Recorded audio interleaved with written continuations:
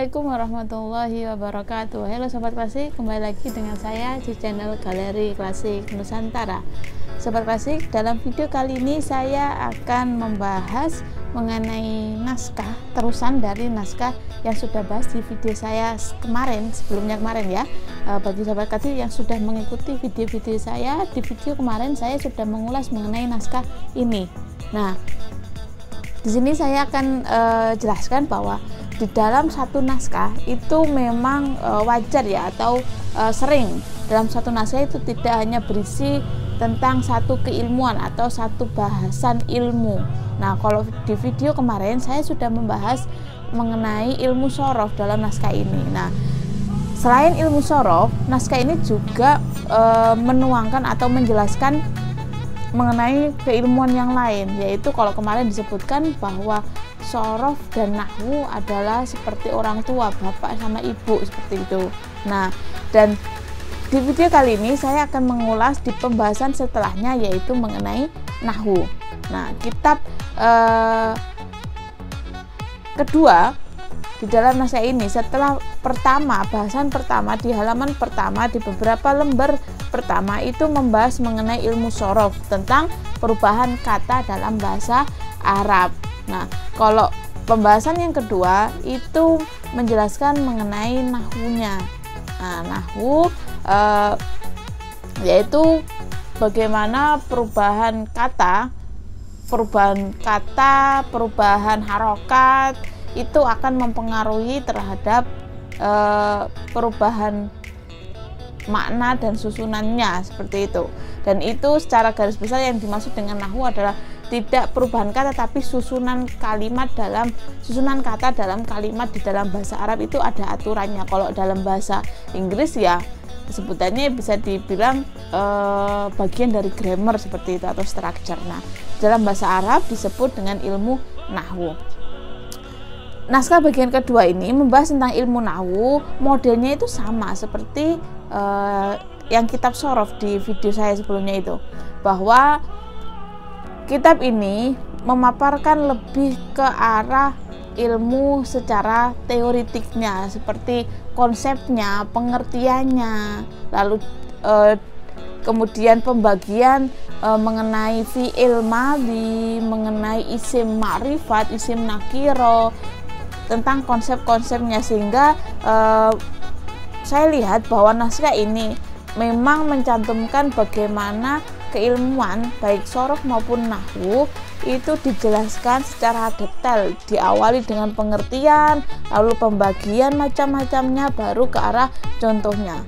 Kalau kitab-kitab yang lain kan ada yang lebih menekankan tidak penting mengenai pengertian dan sebagainya, tapi bagaimana para pelajar atau para pengkaji atau orang yang membaca kitab tersebut langsung bisa mempraktekkan mengenai perubahan-perubahan kata, susunan-susunan kata, kalimat di dalam bahasa Arab. Nah, namun naskah ini lebih menekankan mengenai konsep dari ilmu-ilmu tersebut. Ya. Nah, di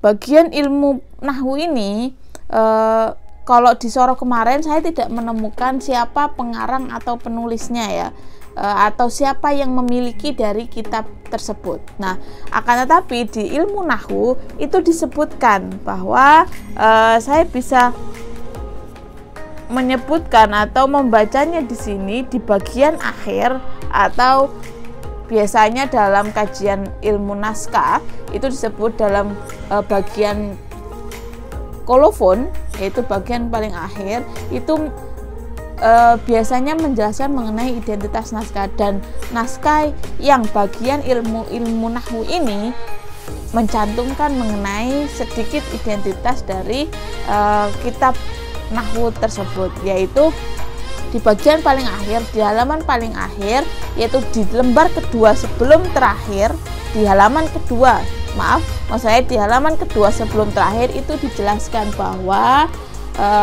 kitab ini hadal hakul kitab itu adalah dari Bendo Pare Kediri. Nah, Bendo Pare Kediri itu kan salah satu pondok pesantren tertua ya. Kalau Sobat Klasik tahu bahwa di situ memang ada pesantren tua yang memang ketika saya berkunjung ke sana, dan kalau tidak salah ini naskah yang saya dapatkan dari sana, dan di dalam naskahnya ternyata tercantum juga bahwa naskah ini atau kitab tentang nahwu ini ditulis atau punyanya Pondok Pesantren Bendo Pare Kediri, meskipun tidak disebutkan secara jelas mengenai nama siapa pengarang atau penulis penyalin dari kitab nahwu ini ya. Di situ kita sudah bisa melihat bahwa naskah nahwu ini ada menjadi salah satu koleksi yang ada di Pondok Pesantren di Bendo Pare Kediri. Nah, ternyata awalan saya berhenti sampai situ, mengidentifikasi bahwa oh ini punya atau didapatkan dari Pondok Pesantren Bendo. Tapi setelah saya baca lebih lanjut ya Sobat Klasik, ternyata di baliknya setelah kolofon, di halaman setelahnya itu halaman yang biasanya kan kosong, tidak ada tulisan, dan situ ada beberapa coretan ternyata di kitab yang bagian nahwu ini. Di coretan-coretan tersebut memang ada beberapa yang tidak bisa terbaca ya, tapi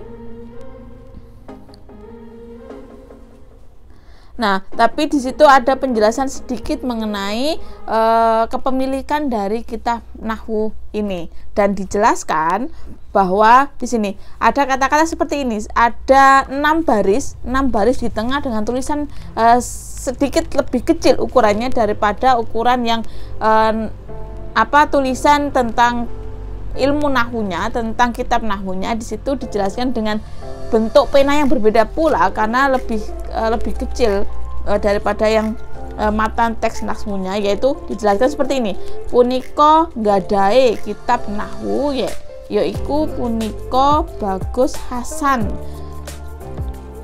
putune Kiai Haji Ishak, putune Kiai Haji Muhammad, punika Kiai Haji Ma'ruf. Nah, meskipun di sini dijelaskan ya ada beberapa nama yang disebutkan, tapi tidak jelas pemilik secara jelasnya itu siapa, karena di situ disebutkan beberapa nama ya. Ada Bagus Hasan putra Kiai Haji Ishak, lalu juga ada sebutan Kiai Haji Muhammad, lalu ada Kiai Haji Ma'ruf. Nah, kalau saya lihat dari analisis dari tulisan kecil mengenai sebutan nama-nama itu, bahwa kitab ini sepertinya adalah kitab yang disimpan secara turun-temurun ya, yaitu yang pertama disimpan oleh Kiai Haji Ma'ruf, lalu diturunkan kepada Kiai Haji Muhammad sampai kepada yang tadi yang awal dijelaskan yaitu Gus Hasan, seperti itu, Gus Hasan.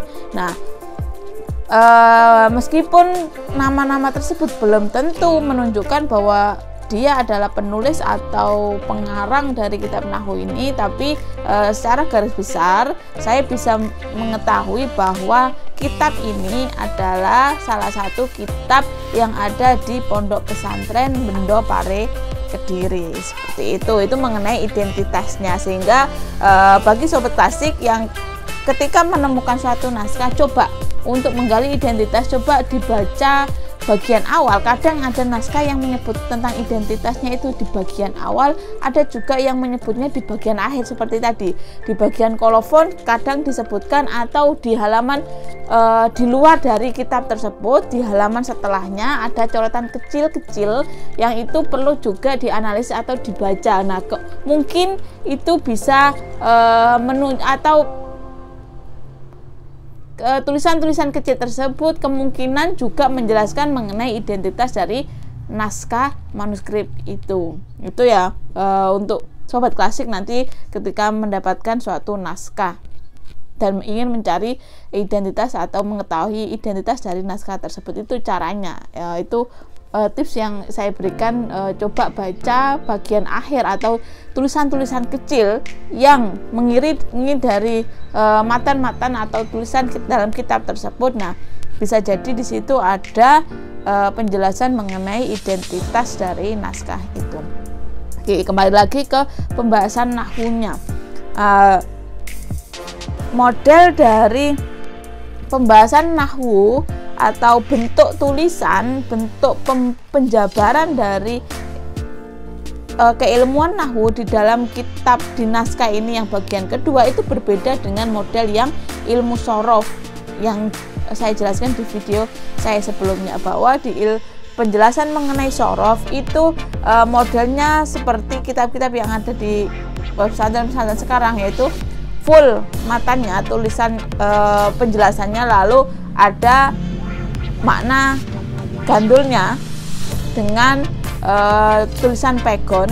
Nah, seperti itu. Ketika subbab-subbabnya dengan tinta merah yang di dalam satu halaman itu sekitar terdiri dari 8 baris atau 10 baris. Nah, sedangkan di ilmu nahwu, penjelasan mengenai nahwu di bagian kedua di naskah ini itu tulisan mengenai matan teks nahwunya itu sedikit. Nah, dengan bentuk ukuran kertas yang sebesar ini dan setiap halaman itu hanya terdiri dari 3 baris. Nah, bisa sobat kasih. Di sini saya sebutkan bagian awal menyebutkan mengenai tentang pengertian atau mengetahui bahwa kitab ini adalah nahwu. Seperti ini, hanya 3 baris yang lafadznya seperti ini. Bismillahirrahmanirrahim dalam 1 baris, lalu i'lam annal awamila fin nahwi mi'ah amil lafdiyah wa maknawiyah. Sudah, 1 halaman hanya berisi tentang beberapa kata yang saya sebutkan barusan. Padahal ini naskahnya kan ukuran besar ya, tapi penjelasannya sedikit dalam setiap halaman. Yang banyak itu ternyata adalah penjelasan dari kalau sebutannya dalam dunia pesantren bisa disebut syarahnya ya, penjelasan mengenai matan teks matan kitab nahwunya itu lebih banyak daripada matan atau teks kitab nahwunya. Penjelasan dari pengarang bisa jadi ini adalah tambahan dari pengarang ataupun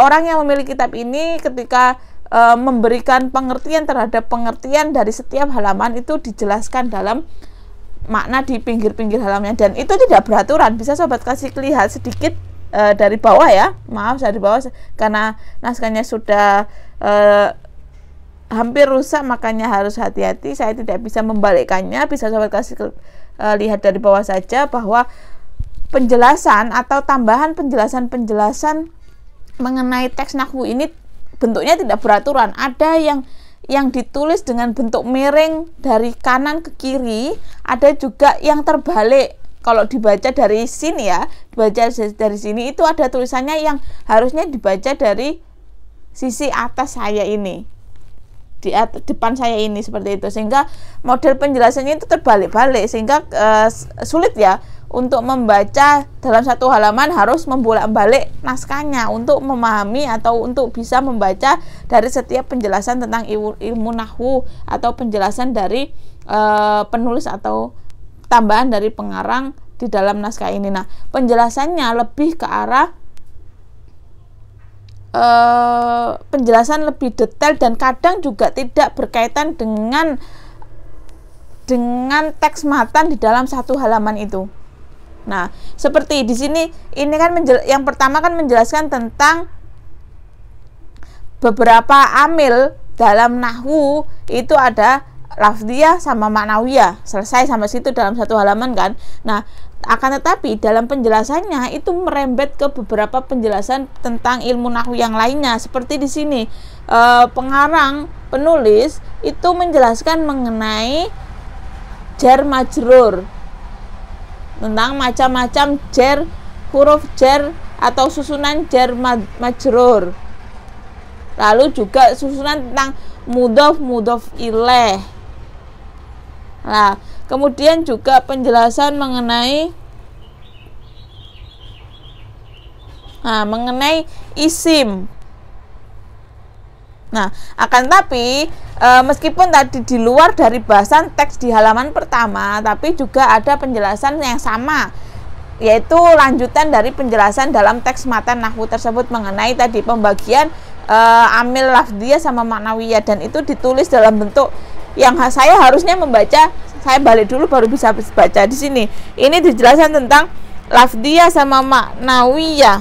Nah, bagaimana model lafdiyah ketika rofa dan juga bagaimana maknawiyah ketika nasab, amil ketika dalam bentuk nasab. Nah, itu ada penjelasannya dalam satu paragraf. Nah, dalam satu paragraf. Di paragraf yang lainnya itu merembet ke pembahasan ilmu nahwu yang lainnya tentang pengertian isim, jar majrur, lalu amil nasab, seperti itu. Dan sama di beberapa halaman berikutnya juga sama. Modelnya adalah penjelasan mengenai berkaitan dengan teks matanya, tapi ada pemaparan di luar dari teks matan di halaman tersebut. Dan saya rasa kitab ini meskipun bentuk penjelasannya itu tidak beraturan ya, kalian sobat klasik ketika menghadapi naskah ini dan ingin membaca, maka perlu melakukan bolak-balik untuk bisa membaca dari setiap paragraf yang ditulis dalam setiap halaman, karena ditulisnya ada yang ke kanan, ada yang miring ke kiri, ada yang kebalik, ada yang dari bawah ke atas. Nah, sehingga harus bolak-balik. Tapi saya baca bahwa meskipun matanya itu hanya penjelasan secara umum mengenai macam-macam amil rofa, amil nasab, macam-macam amil yang lafdiyah, maknawiyah, lalu bagaimana jer, huruf jer. Nah, huruf jer bagaimana, lalu juga bentuk mengenai nasab, perubahan nasab seperti ini. Huruf tansobul isma wa tarfaul khobar wa yasitatun ahrufin inna anna kanna lakinna laita dan sebagainya. Nah, itu hampir sama dengan penjelasan dalam kitab-kitab nahwu yang lain seperti kitab Jurumiyah, lalu kita ada Mutamimah, bahkan ke Alfiyah. Nah, itu tidak terlepas dari itu. Akan tapi yang menarik dan unik dari naskah kitab ini adalah dalam satu halaman bisa mendapatkan beberapa ilmu yang lain mengenai ilmu nahwu, meskipun tidak meskipun penjelasan tambahan itu tidak berkaitan dengan teks yang ada di halaman tersebut.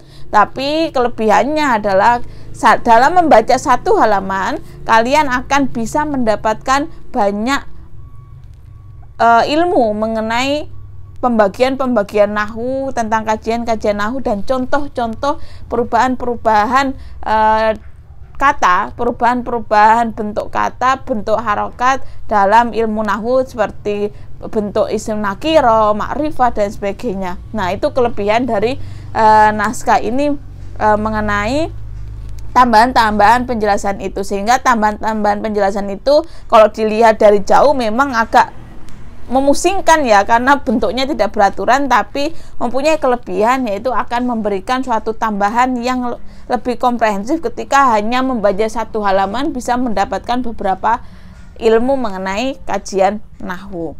Nah, sayangnya penjelasan-penjelasan itu tidak dilakukan sampai akhir pembahasan mengenai kitab ini, karena di beberapa halaman terakhir itu tidak ada tambahan-tambahan penjelasan sebagaimana yang ada di halaman-halaman sebelumnya, yang meskipun itu tidak beraturan makna interliniernya, akan tetapi yang memberikan banyak pemahaman tambahan. Nah, di beberapa halaman terakhir itu nggak ada. Nah, mungkin ini memang belum selesai ketika membaca dan memberikan penjelasan lanjutan, atau memang sengaja seperti ini. Itu yang saya sayangkan ya, karena sampai halaman terakhir itu separuhnya itu ada penjelasan tambahan yang detail tadi, separuhnya itu hanya berupa teks matan nahwunya dan juga terjemahan makna dari teks tersebut, tanpa ada penjelasan contoh-contoh yang sebagaimana yang ada di pembahasan sebelum-sebelumnya. Nah, itu kitab mengenai nahwu ini yang ada dalam naskah dari Bendo Pari Kediri, dan ini masih, kalau saya baca, masih sangat relevan untuk dibaca pembelajaran para santri atau para pelajar di madrasah-madrasah tentang ilmu nahwu, apalagi ketika membaca dan mendapatkan bagian tambahan-tambahan penjelasan yang ada di depan tadi. Karena sama seperti yang soroh kemarin, tidak hanya paham terhadap teoritik atau konsep dari ilmu tersebut, tapi juga harus bisa mempraktekkan. Nah, tambahan-tambahan penjelasan tadi lebih ke arah bagaimana contoh-contoh dalam mempraktekkan konsep-konsep yang ada dalam ilmu nahwu tersebut. Itu video saya kali ini, semoga memberikan manfaat buat Sobat Klasik, dan terus selalu tertarik untuk mengkaji naskah-naskah dan menyadari bahwa di sekeliling kita masih banyak naskah-naskah yang perlu diselamatkan dan perlu dikaji mengenai isi-isinya dan direlevansikan dalam dunia saat ini. Oke, terima kasih, semoga memberikan manfaat. Ketemu lagi di video-video saya selanjutnya. Wassalamualaikum warahmatullahi wabarakatuh.